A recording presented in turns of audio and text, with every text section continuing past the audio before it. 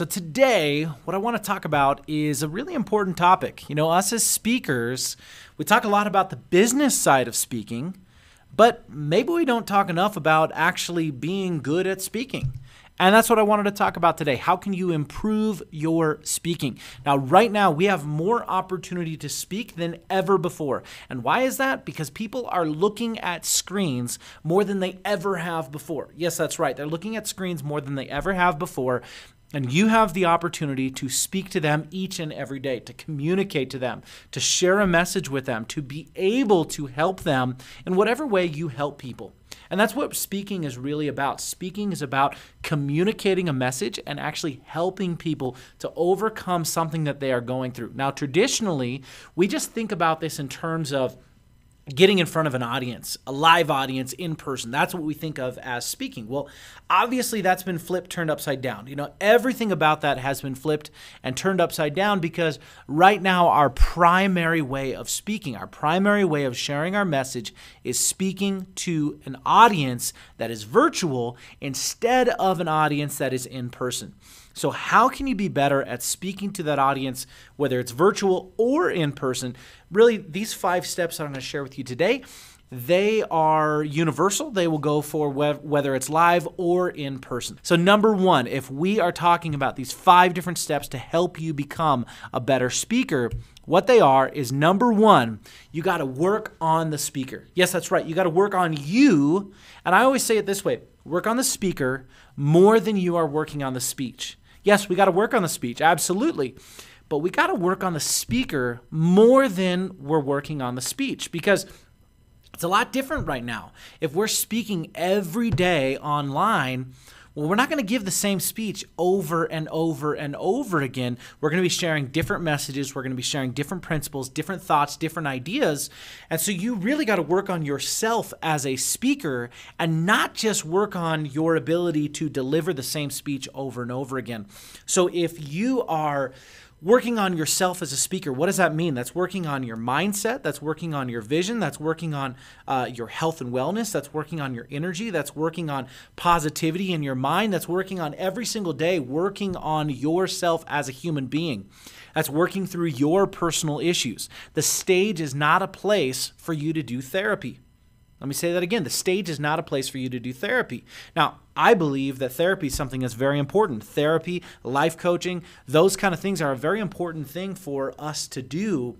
But the stage is not that place because the stage is not about me. The stage is about you. The stage is about you. It's not about me. It's about you.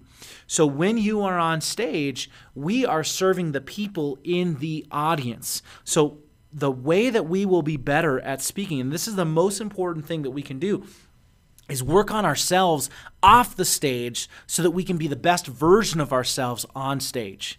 Because I can tell you, I've been there before. There's a difference between communicating and acting.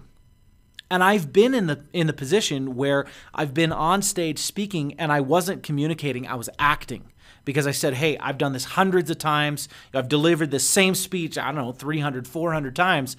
And I've gone into acting mode because I wasn't prepared to communicate. I've been there before, and most speakers have. But I can tell you that it is night and day difference when I am communicating instead of just acting. And sure, we can act. Like that can happen. We can go up there and act, but it is a completely different experience if we are communicating. See, if you're working on the speaker and not just the speech, now we get into a position where we can actually communicate, where we can actually share, and we can change on the fly based on what's going on. Working on listening to our intuition, working on our communication skills, working on who we are as a human being. Now, this brings us into tip number 2. Tip number 2 is about knowing your material. So the first one is about working on yourself as a human being. Well, the second part, it's kind of a continuation of number 1. It's not just working on yourself as a human, but now it's working on yourself as somebody who knows what you're talking about. I once saw T. Harv Eker speak, and he said something really cool. He said, if you want to be an expert, here's the secret to being an expert. And then he kind of leaned in real close.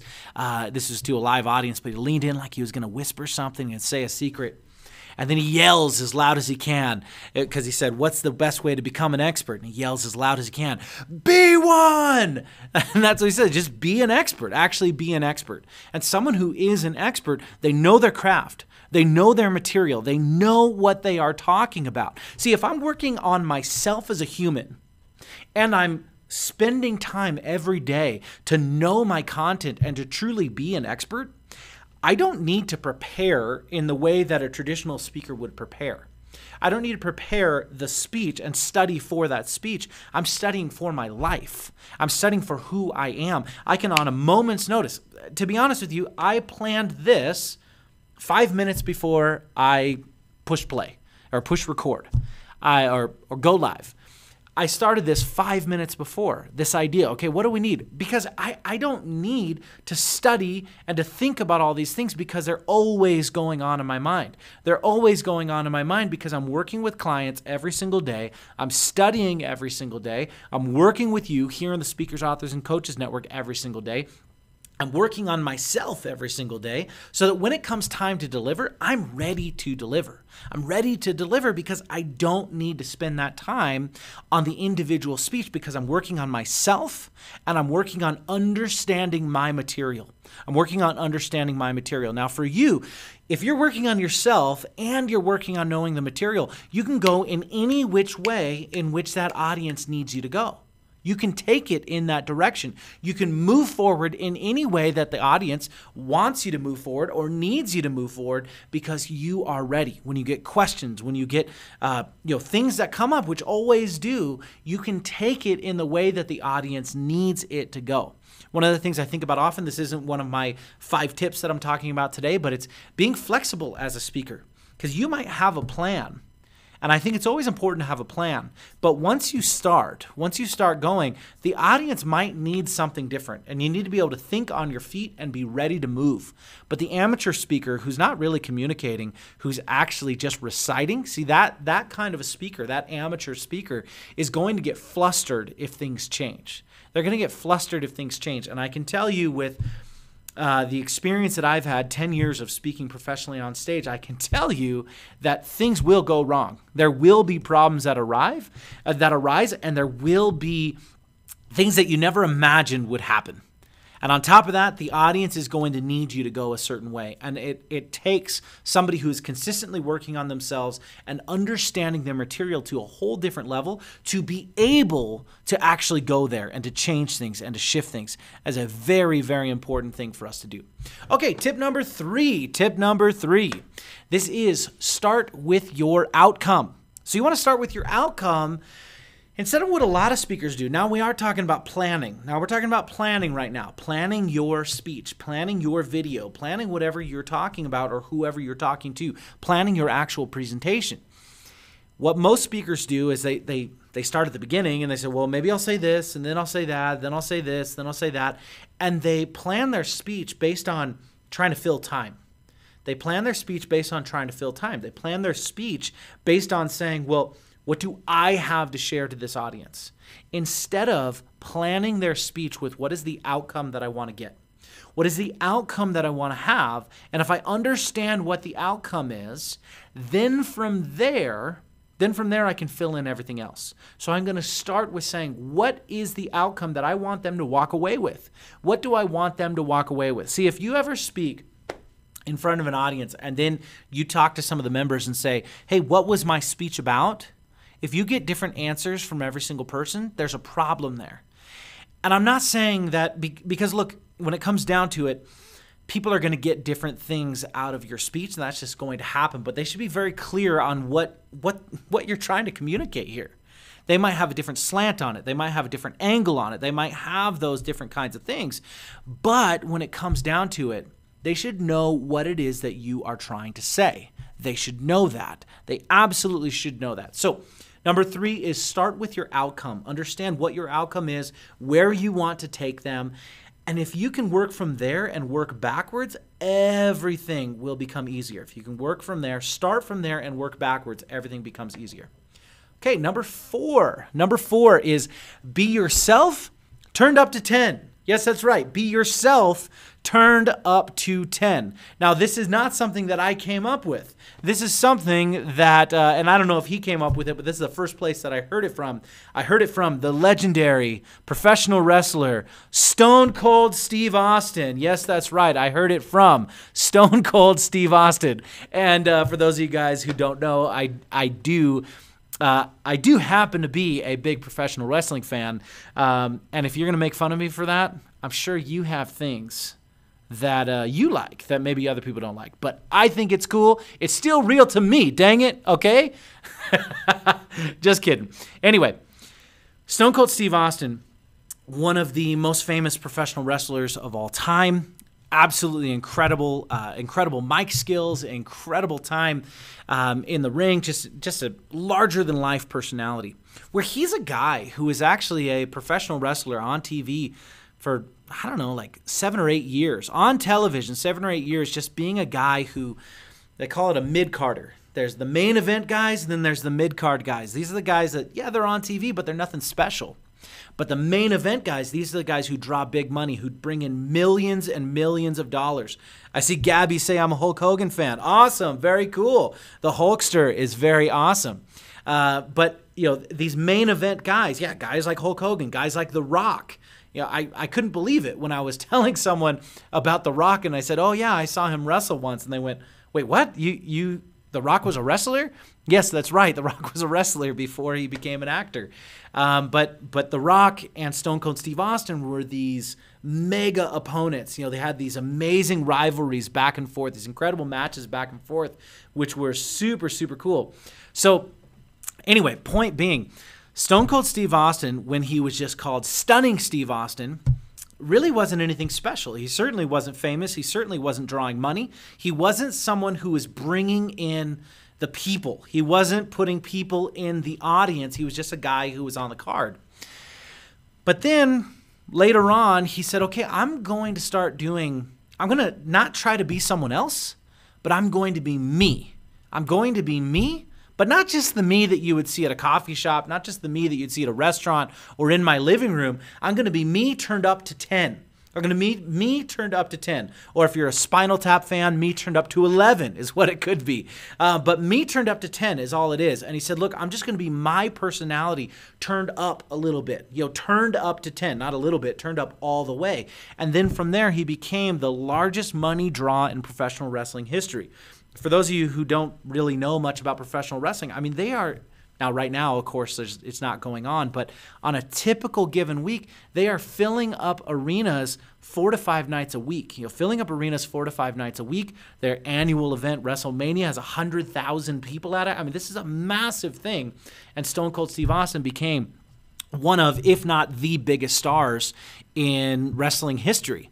And he did that because he wasn't trying to be someone else. He was trying to be himself turned up to 10. Himself turned up all the way to 10. So for you, don't try to be someone else other than you are. Just be that number 10 version of you. Be that number 10 version of you, as opposed to just being that guy that you're going to see, that guy or gal that you're going to see if we walked into your living room. So be yourself turned up to 10. Now number 5. Number 5 for our fifth tip to becoming a better speaker is number 5, it's practicing daily. Yes, that's right. It's practicing daily. Not sometimes, not every now and then, but it's practicing every single day. Now, I hear a lot of people saying that they're nervous about doing video. They're nervous specifically about putting video out. Now, I get that. I understand that. I understand that you might be nervous to put the video out, but there is zero excuse. Once again, let me say this. There is zero excuse to not record video every single day. Now, you don't need to put that video out. You don't even need to put the video out, but you need to practice. And I can tell you this, speaking in front of a mirror is better than not speaking at all. But speaking on video is head and shoulders better than speaking in front of a mirror. And then from there, speaking in front of video, yeah, that's great. But speaking in front of a video and then putting it out for the world to see is that much better.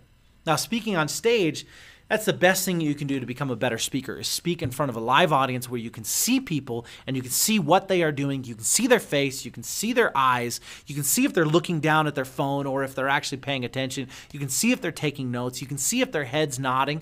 For me, the number one thing that I'm looking for when I'm speaking to an audience is our heads nodding. Our heads nodding. If heads are nodding, that means they're agreeing with you. That means they're agreeing with you. That means they feel it. That means it means something to them. That's what we want. We want to be able to hear that. We want to be able to see that. Not hear it. I don't know how you hear heads nodding. I want to be able to see those heads nodding up and back, up and down. I want to be able to see those heads nodding up and down. And if I see that, I know that I'm doing something right. Now, obviously, right now, we can't really get in front of live audience. So the next best thing is doing video as often as we can. So for you, if you're not quite at the place where you're ready to speak, where you're ready to do video every single day, if you're not there yet, that's okay. You don't have to be there yet. Start with recording yourself on your phone every single day. Professionals practice every single day. Every single day. They don't let days off. They don't take days off. They practice every single day. Now, practicing every single day, it might mean 10 minutes.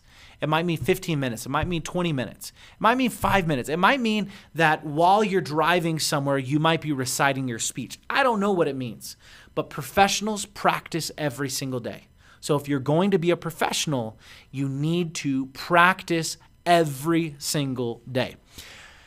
So what we talked about here, let me go back through these slides. Let's see, there was Stone Cold Steve Austin again. I said, number one, work on the speaker and not just the speech. Number two, know your material. Number two, you got to know your material. Number three, start with your outcome. Like Stephen Covey says, start with the end in mind. Start with your outcome. Number four, be yourself turned up to 10, just like our friend Stone Cold Steve Austin. And then number five, practice daily. And if you can do these 5 things, you will become a better speaker. You will become a better speaker, and you're going to become better and better and better. So keep up the good work. I'd love to hear how these principles work in your life, in your speaking, and if they help you. Thanks so much for watching this. This is Jake Ballentine, the founder of the Speakers, Authors, and Coaches Network, and I'll see you in the next video.